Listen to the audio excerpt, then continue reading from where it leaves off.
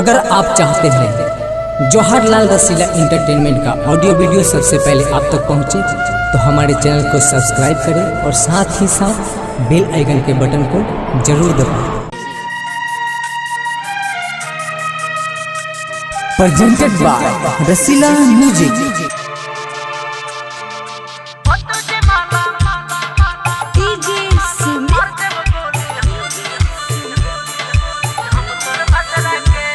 अभी आप सुन रहे हैं आरबी म्यूजिक की शानदार प्रस्तुति। जान गलिया तो तोर बरतिया सतरा के, जान गलिया तो तोर बरतिया सतरा के। हो तो जमाला मार देब गोली हम तोर भतरा के, हो तो जमाला मार देब गोली हम तोर भतरा के। कितनो तू झक पैबे अपना यचरा से, कितनो तू झक पैबे अपना यचरा से। हो तो जमाला मार देब गोली हम तोर भतरा के, हो तो जमाला मार देब गोली हम तोर भतरा के।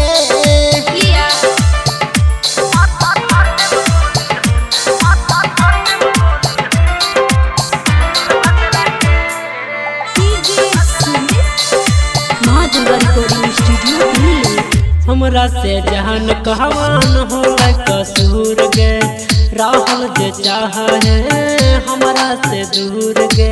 की करिया है मजबूरी ने बुलाए। हमरा से जहान कहवान हो कसूर गे, राहुल जे चाह है हमरा से दूर गे। दुनिया के रीत सा छीमा जबूर रे, ये हिस्सा होई गेलियो हम तोरा सा दूर रे, ये हिस्सा होई गेलियो हम तोरा सा दूर रे। ना हो यकीन जाके तू देखा ले पतरा के, ना हो यकीन जाके तू देखा ले पतरा के। हो तो जमाला मार देब गोली हम तोर भतरा के, हो तो जमाला मार देब गोली हम तोर भतरा के।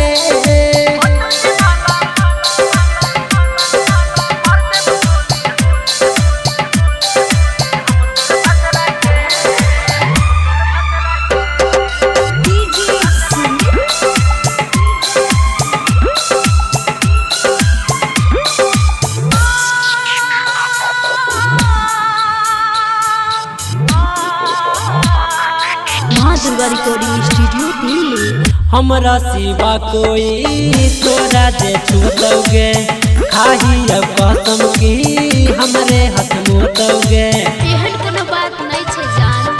हमरा सिवा कोई तोरा जे छूतोगे, खाही अब कसम की हमरे हाथ मुतोगे। सुन ले जान हमर मानी ले बात रे, दुनिया खोजे छे खाली जतिया बात रे, दुनिया खोजे छे खाली जतिया बात रे। सुन प्रतिमा पवन के ना डर हो खतरा के, सुन प्रतिमा पवन के ना डर हो खतरा के। हो तो जमाला मार देब गोली हम तोर भतरा के, हो तो जमाला मार देब गोली हम तोर भतरा के। कितनो तू झक पैबे अपना यचरा से, कितनो तू झक पैबे अपना यचरा से। हो तो जमाला मार देब गोली हम तोर भतरा के, हो तो जमाला मार देब गोली हम तोर भतरा के।